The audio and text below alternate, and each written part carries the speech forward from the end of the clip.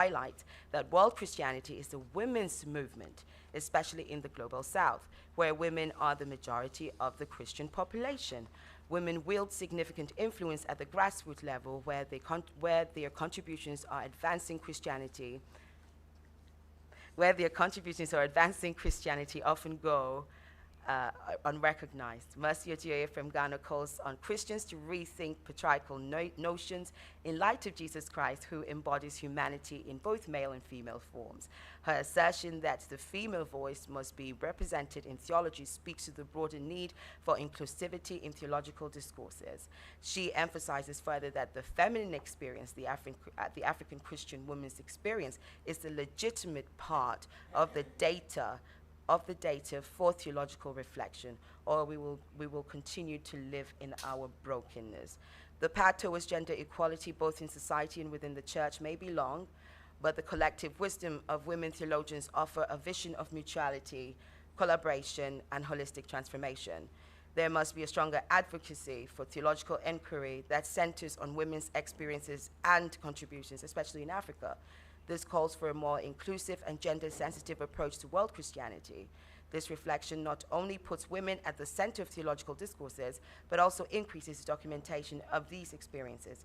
In turn, this opens up more conversation for a more holistic and representative understanding of global faith. In conclusion, theology is inherently spiritual. It should serve as a genuine act of worship towards God, aligning theological inquiry with lived spirituality. It must follow the example of Jesus Christ, who engaged with, dignified, and empowered women throughout his life and ministry. Jesus broke societal norms by affirming the value and worth of women, and his actions serve as a model for how theology should address the inclusion and full participation of women today. As the Holy Spirit has been poured out on both sons and daughters, the call to ministry, prophecy, and leadership is not limited by gender. African women theologians bring a holistic and interconnected view of life and faith that is essential for the understanding the full breadth of theological reflection. Experiences of faith, culture, and societal challenges must be centered in theological discourse if it is to truly reflect the realities of the African continent. Only by this conscious effort to include the voices of African women can African theology fully embody the spirit of Christ's inclusive ministry and contribute to the flourishing of the entire faith community. I will end with a question and answer for reflection. Are you looking at the women of the global south? Look at them. They have the answer. They are the embodiment of the shift of Christianity from the global north to the global south. Thank you. Thank you very much. Thank you very much. Thank you. So another aspect of the life of African Christianity that calls for reflection. The title of her presentation was Reflections on African Women's Theology.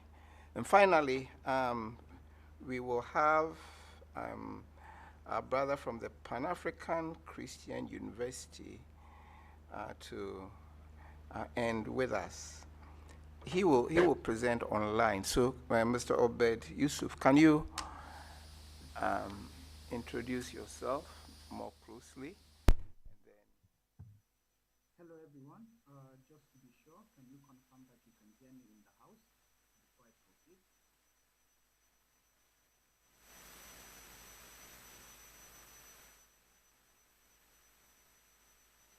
Kindly confirm that you can hear me so that we can proceed together. We hear you. I can hear you. I can hear you. I can hear you.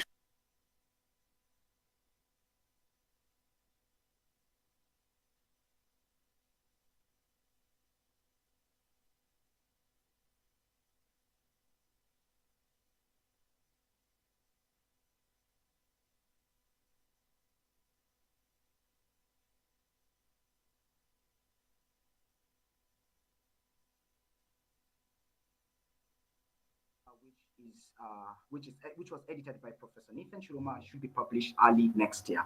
As you may have noted from the title of my paper, I'm approaching our conference theme, exploring the theological challenge of world Christianity, the African dimension, from the youth ministry angle, particularly youth and sexuality. This is because sexuality, unarguably, is a fundamental part of human existence. Irrespective of who we are, young or old, male or female, African or American, every individual is inherently a sexual being. Thus, sexuality is not an issue that is peculiar to young people only.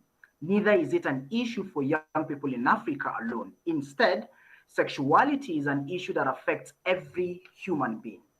While sexuality is intrinsic to human existence and not limited to young people, it is essential to note that navigating sexuality is particularly difficult for young people. This is because young people encounter diverse and sometimes conflicting messages on sexuality. From the media and peer influence to educational institutions, different messages are passed to young